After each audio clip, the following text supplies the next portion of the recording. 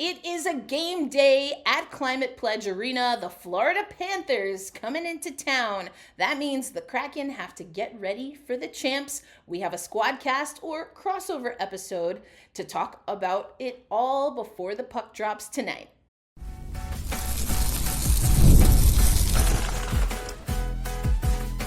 You're Locked On Panthers, your daily podcast on the Florida Panthers. Part of the Locked On Podcast Network, your team every day. Thanks as always for making Locked On Kraken and Locked On Florida Panthers a part of your daily destination. Of course, we are part of the Locked On Podcast Network, where we bring you your favorite team every single day. Erica L. Ayala here, your host of Locked On Kraken, joined by my bro from Florida, Armando Velez, your host of Locked On Florida Panthers. Hermano, how are you?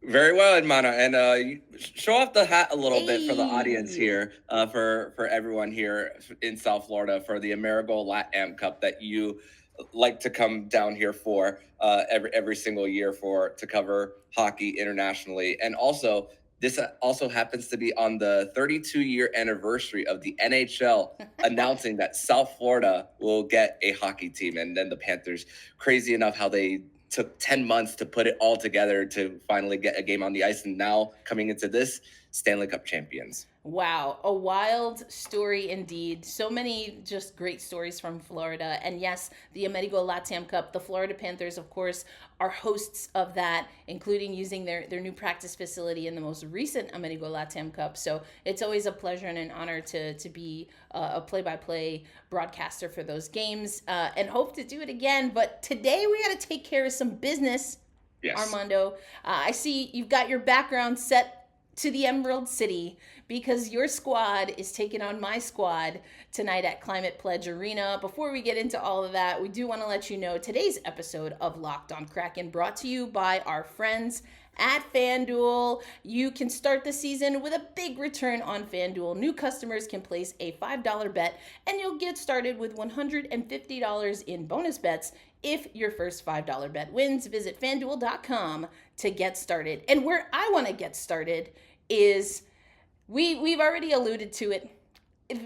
Our off season's very different, and arguably your team had the best off. Not even arguably, your team had the best off season, coming off of a Stanley Cup Championship. Take us through what the celebration was. I know we talked a little bit about that, but now where is the team through almost 30 games in the season, coming off that championship? Yeah, I mean, it's crazy because if you were to put this team and look at it and zoom out a little bit, you think for the Panthers that it's just a normal season for them. I mean, for them coming off that championship and celebrating all summer, they went back to work very quickly for them, and it really started with the banner raising on opening night. How quickly they got out, put their arms over each other's shoulder, lifted up the banner, and then just got straight to playing hockey for them. Mm-hmm. And this Panthers team went through a fair share of injuries through a 6 to 8 game stretch for them, but a lot of players have stepped up in a Sam Bennett and Anton Lundell all there, and of course bringing new pieces, which they lost a little bit, in one of them being Brandon Montour to the Seattle Kraken. That's still a place that the Panthers are still trying to figure out for their power play, as right now Aaron Ekblad is taking the top power play spot, playing like maybe around like the high 20s is as far as minutes every night for them. So the Panthers, they're still trying to figure things out on as far as their units, but that part of their game is working out pretty well. But really the turnaround for the Panthers as far as play, even though they lead the Atlantic Division, has really been 5-on-5 play for them. But thankfully for the Panthers right now, Sergei Bobrovsky is back after getting a new baby girl. Well, now his second daughter for him, and he was just a few minutes away from a shutout. But Spencer Knight has also developed well for the Panthers, even though he had 2 games of 5, letting in 5 goals in each of them. He got one of them in a win, 3 points out of 4 in a Pennsylvania trip, and then 2 of the games before that for Spencer, the least of the Panthers' issues when it came to losing the game with their inability to score. But recently for the Panthers, they're just riding along the wave of Matty Tkachuk, averaging 3 points a game in his last 5 for them. So it's really when one thing happens for the Panthers, another person steps up, and that's really what's been the story of the season as the Panthers try to repeat. And I want to turn it back to you on just the state of the franchise. I mean, big additions for the Seattle Kraken: Brandon Montour, Chandler Stephenson, 2 Stanley Cup champions, Dan Bylsma, who was a Stanley Cup champion in 2009 with the Penguins, bringing in Jessica Campbell from his crew in Coachella Valley, who they actually caught the Nashville Predators on a incorrect lineup that got them a power play. I want to talk about that. So that was pretty cool story when I first heard about that. So talk about that for my audience. Yeah, well, Dan Bylsma was he talked about that after that game. I mean, it's a Preds game. We had just spoke with Ann Kimmel in another Squadcast right before then, and she was like, by any means necessary, stay 5-on-5. And then seconds into the game, we get a power play. Now, we'll talk about the Kraken power play a little bit later on this episode, but, what Dan was saying is that they knew what they were looking for as far as Nashville and their top line, and you take a look at the lineup that is submitted, and just, you're like, wait a minute, that's not what we planned for. So let's just inquire. It's one of those things that in sports, I know some people, especially if it happens against your team, you're like, oh, that's like soft. Like, why would you call that in? But hey, if it works in your team's favor, why not? And again, we'll talk about the Kraken power play, but at that point in time, even at that point in time in the season, and playing against Nashville, no guarantees the Seattle Kraken are going to score on a power play. But I mean, rules are rules for a reason. But Dan, Kraken did go on to win that game. They didn't score on that power play though. But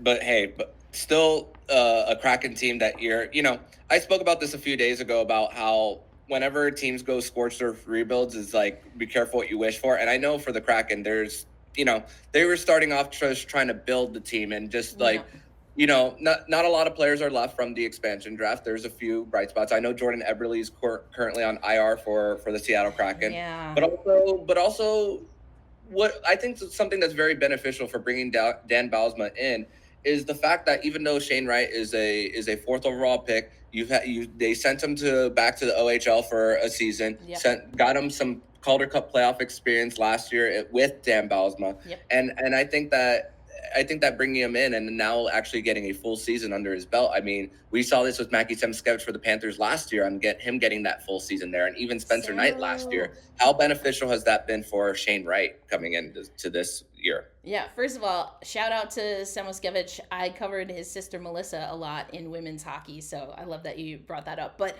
to your point about Shane Wright, I think it's a great time to bring this up, because the Wright line has been our best line in the last handful of games. And that started from, or I should say it was coming out of 3 consecutive games where Dan Bylsma opted to have Shane Wright as the odd forward out. He had been a healthy scratch. And Dan Bylsma, I love that he is not afraid to do that, including with some veterans like Oliver Bjorkstrand, who I'm sure we'll talk about, who's on the Shane Wright line now. But, for Bylsma, it was all about a reset. Shane Wright, and we talked about this a lot on Locked On Kraken, he looked determined. He was focused, energetic, but still energetic and fun, but very focused. He wanted to make this NHL roster coming in, and he played that way at training camp. He played that way at preseason. But Dan Bylsma had said that there were just little things in the game where what he had seen in training camp wasn't showing up on the ice. And so he wanted to give Shane Wright an opportunity to reset, look at the game, from a distance, focus on some things, and he has been fantastic. I mentioned the Kraken power play. Again, we'll talk about it, but the power play, still not great, mostly because of what happened before Shane Wright came back from that reset. He has been phenomenal for us on the power play. Just recently scored a power play goal. I was at that game at MSG on Sunday against the Rangers. So Shane Wright, his storyline is not prototypical for a 4th overall pick, and certainly not as someone who was projected at some points to go number 1 overall. But I do think that his landing spot with Seattle and the way that Seattle has handled his development so far has been very responsible. And Shane, we're seeing the fruits of that right now with Shane Wright. Yeah, and for the Kraken, which still has a little bit of a scoring depth issue for them. Like I mentioned, Jordan Eberle on IR. I mean, Jared McCann, former Panther, although he's leading the Kraken again in points, it's still hope to see that the kids develop. And thankfully for the Kraken, Matty Beniers has had a bounce back season and is on pace to pass last year's total after a little bit of a sophomore slump for him. Yeah, Beniers is an interesting story as well because he's not unlike most, unfortunately, of the Seattle Kraken players on the team where things weren't really clicking right away offensively. And I think you can chalk that up to a lot of things. You mentioned Brandon Montour and Chandler Stephenson coming in. So there's new key elements that we're bringing in. Obviously Stephenson at center and Brandon Montour as a defenseman. And actually Brandon Montour, his role early on was a little bit maybe different than he planned, or especially than what Vince Dunn planned, because Dunn was out for an extended period of time as well. So Brandon Montour has been really great. He hasn't scored in the last 5 games. We haven't seen him score a goal. However, he has been a huge impact setting things up, just like Vince Dunn. Now the two of them back, heavy shot from the blue line that can hit that target. Maybe you get a tap in, and a deflection with bodies in front, or just again, someone that can drive that puck deep and give the Seattle Kraken an opportunity. But with Beniers, I wouldn't be surprised. I think he is in a good place, to your point, Armando. And I wouldn't be surprised if we see maybe a little bit of a reset for Beniers as well. And again, I don't get the sense that when we see these healthy scratches, it's not always like a punishment, although I do think Bylsma has used it as such, or kind of like a wake-up call. Oliver Bjorkstrand has been a healthy scratch. Daniel Sprong's been the odd man out after coming back to the Seattle Kraken from Vancouver earlier this year, and his coming to the lineup was a little bit of a wake-up call for the offense. But Beniers, I think, I would have said he needed a reset, but if he continues to have Yanni Gourde on one of his flanks, because Yanni has been one of our centermen, I like what Yanni does for Beniers and his game when they're together. They can split responsibilities when it comes to kind of having more of a centerman mentality, but also Yanni Gourde is, he's a pepper pot, is what John Forsland calls him. And he can do a little bit of more of that, gritty, grimy kind of play and free Matty Beniers up to be more of a true scorer. So I'm very curious to see if we continue to see Gourde on his line. Maybe he doesn't need the reset. That, in effect, is the reset. But if not, I think giving Beniers just a few days off, because he has been working really hard for us at center. The face-off percentage has been much better for the Seattle Kraken. Stephenson certainly helps that. But, I think it's going to be interesting to see, like you said, how these young players develop. But they're getting time. We talked about Wright. We talked about Beniers, but you also have Ty Cartier. Riker Evans has been phenomenal at defense for the Seattle Kraken. So it's a really nice blend, and it just helps that Bylsma and Campbell, who you mentioned earlier, both came up from the AHL and our Firebirds team and are with some of these players as they make their transition to significant minutes in the NHL. Yeah, and very excited for these young kids to take that next step with veterans helping them out. But let's transition over to segment number 2, where we'll continue this discussion on this matchup tonight between the Florida Panthers and the Seattle Kraken, right before Erica tells you all about our sponsors. Today's crossover episode of Locked On Florida Panthers and Locked On Kraken, brought to you by our friends at Prize Picks. If you love sports, you're going to love Prize Picks, the best place to turn your sports knowledge into real money. Whether it's hockey, of course it's hockey, or football, or any of your other favorite sports, Prize Picks makes it easy to get in on the action. So here's why you need to get started today. You can win up to 200 times your money on Prize Picks. Get $50 instantly when you play your first $5 lineup. No need to win. The the $50 is guaranteed. PrizePicks also offers fun weekly promos like Taco Tuesday, where select players' projections are discounted up to 25%. And listen, PrizePicks, you can show the Kraken some love. We won't be mad at you, but we definitely have some PrizePicks projections for today when it comes to the Panthers. So, I mean, what do you think about this? Are you taking the more or less on Sam Bennett scoring 0.5 points, Armando? I would say so with how hot he's been and in a contract year. And he's playing on the same line with Matthew Tkachuk, so why not?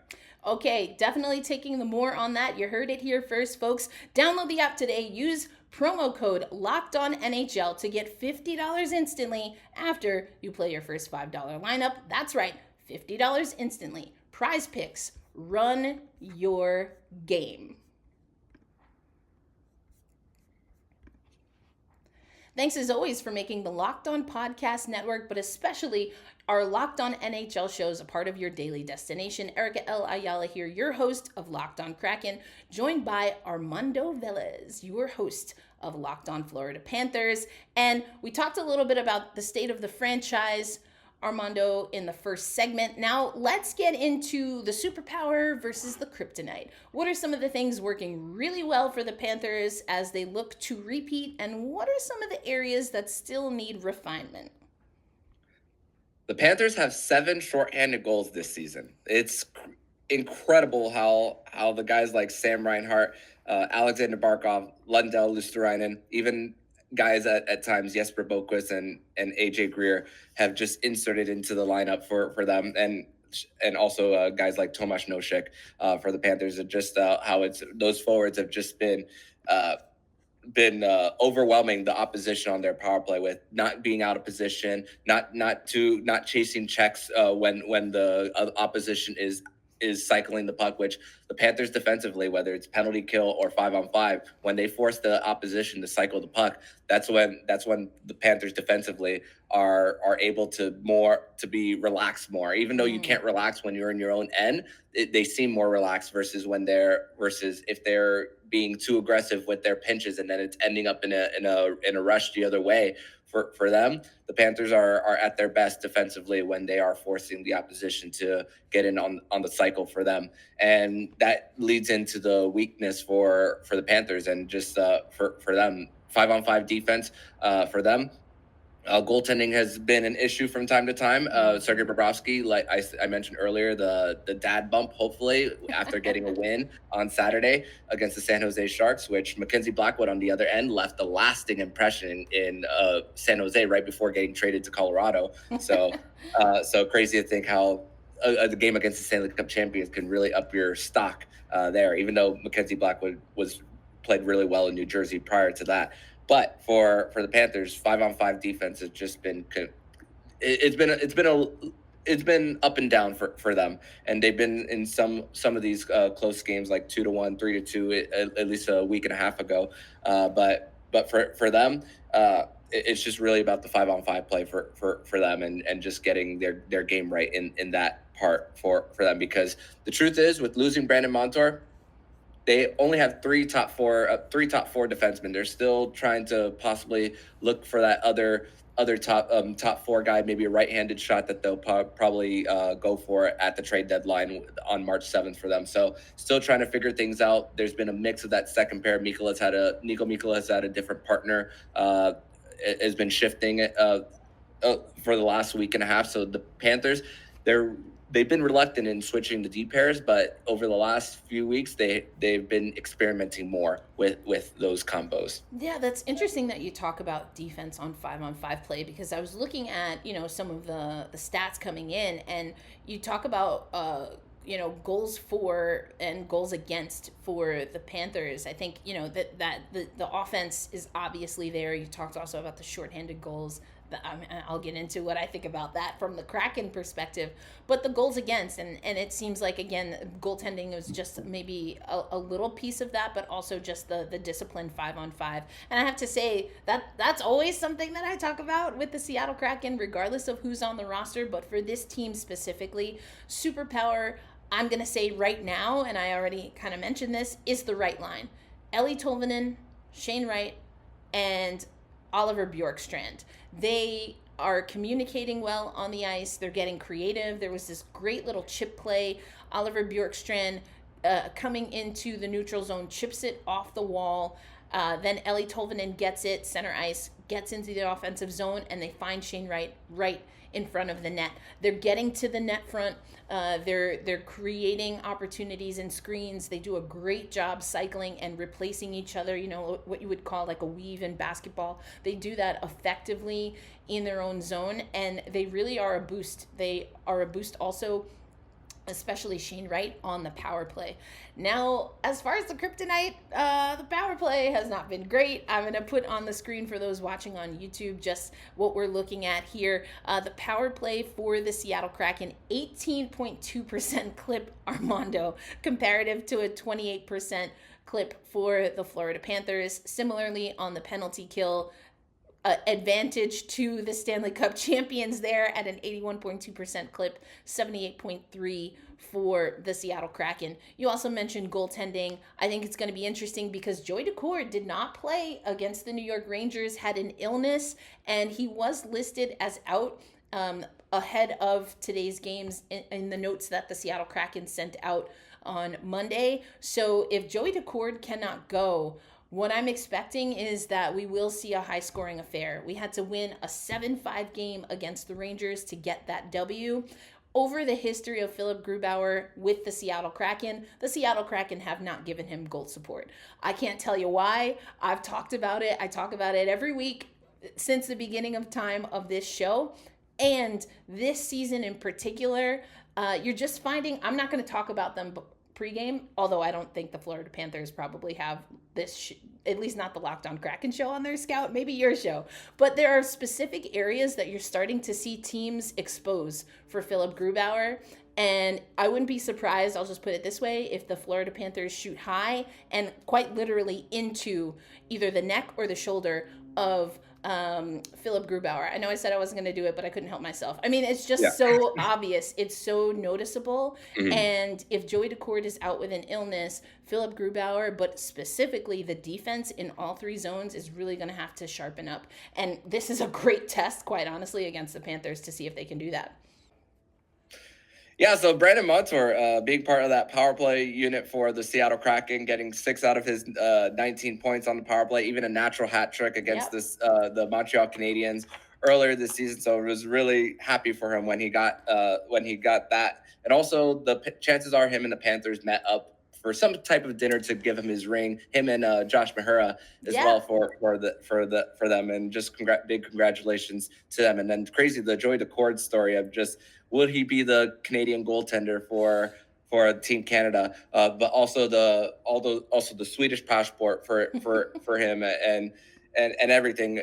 But hey, it's so crazy, the story of Joey Daccord, former Charlotte Checker, by the way, Joey Daccord, on everything for him. But for the Panthers, I feel like this will be really superpower versus kryptonite when it comes to their penalty kill versus the Seattle power play, but also with how hot the Panthers power play has been and the explosion in scoring, even in their loss against Pittsburgh, they've already gone up to top 5 in power play just like that in a matter of days. So crazy to think how one hot streak can really skew numbers for the Panthers. Yeah, for sure. And I mean, again, I think that the kryptonite for the Seattle Kraken has just been the inconsistency. They're not a consistent team. They haven't been. They had a really good road stretch. Earlier in the year, we had a really good home stretch. So I'm hoping that we'll start to see some of that really come to fruition. I also do think that the Seattle Kraken, particularly because they feel that they haven't really given their most consistent game, I think probably that game against the Carolina Hurricanes to start the most recent road trip is probably the most complete game. But, they know that they have more left in the tank, and they don't want to regret not being able to showcase their best hockey. And so when they play a team like the Florida Panthers, they see them in the standings, see what they can do. They want to play and level up to that. Now, on the other side of that, the Seattle Kraken, not just this year, but historically, you have to make sure that you really have that internal compass and you're not just playing up or quote unquote down or thinking that you can play down on any opponent. You have to attack every game to get the win. And at times the mentality has seemed just a little off kilter for the Seattle Kraken. But let's talk about whether it's players or specific parts of the game. What do we think are the keys for our respective teams as they hit the ice later tonight at Climate Pledge Arena?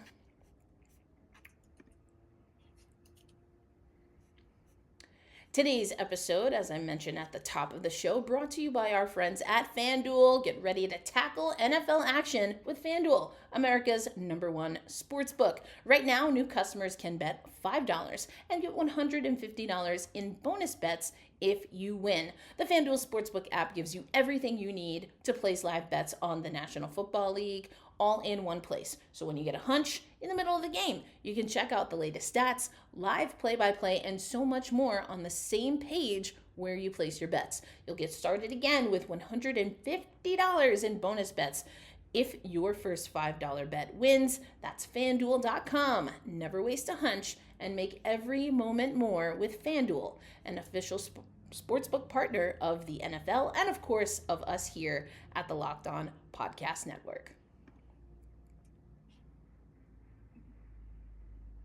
All right, hockey fans, thanks as always for joining us on Locked On Florida Panthers and Locked On Kraken. And it's a game day, Armando, the best day of the week. And it comes multiple times usually, and we love it. We're going to get some hockey tonight. The Seattle Kraken, as I mentioned, played in New York on Sunday.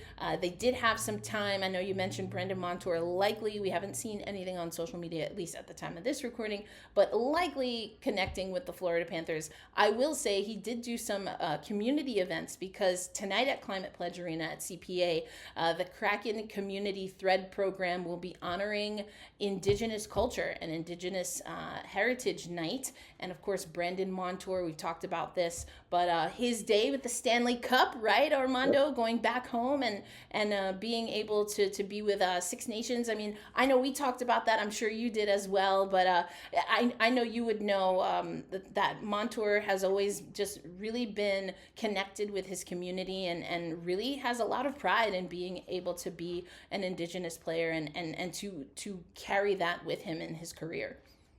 Yeah, and also the lacrosse connection for him being a star lacrosse player, but then having to choose one of lacrosse or hockey. And of course, what's more marketable and what's more what gives you more in your pockets for your family and everything. So, but he's still very so much connected there for him and the Six Nations over there in Ontario for him. So extremely happy for him once again. Yeah, so make sure you check out the Kraken community thread, and we'll actually have a bonus episode for today talking a little bit more about that. But let's get into the keys to the game. Now, we've already mentioned some players, things that are working for our teams, things that aren't working for our teams. But Armando, at least on Locked On Kraken, when we have guests, I like to toss out a hypothetical so we can get into how you're seeing your team, the Florida Panthers. So I'll give you this. You can answer however you'd like. But the Florida Panthers will win a road game against the Seattle Kraken tonight if they allow the Jared McCann line and they stop the Shane Wright line. That's my key for them. If you allow the Jared McCann line to get going, you're not gonna have an issue. But you look at the top line for the Seattle Kraken and then the third line for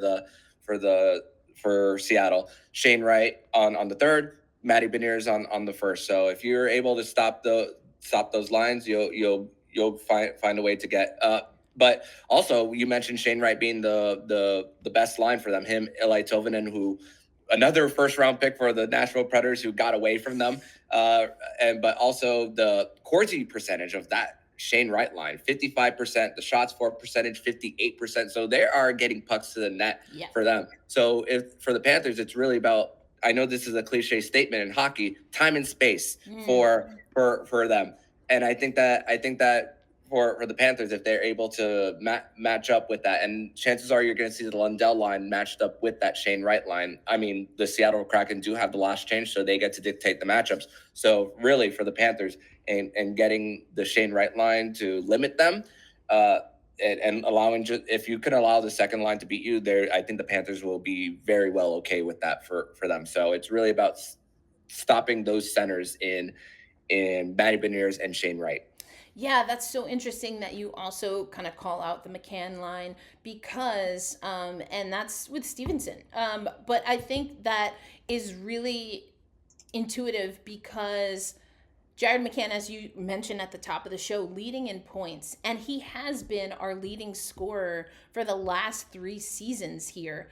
But I feel like because of the accommodations that have needed to be made in other places, that he's almost getting lost in the sauce. And so I will counter you saying that you want the Panthers to expose that line by saying the Seattle Kraken will win against the Florida Panthers if they really start creating options for that Stephenson line along with McCann and opening up the ice. If they can really get something working, and we get McCann to what he kind of sometimes will bust through a little later in the season, so it's nothing to worry about. But again, we've just been so focused on getting Burakovsky going, so focused on getting Shane Wright going. So I really like that pick, and I will again take the counter on that. The Seattle Kraken will also win against the Florida Panthers if they play their transition game well. You've already talked about the shorthanded goals. The Seattle Kraken want to play fast. Dan Bylsma has charged them to play fast. He has tested them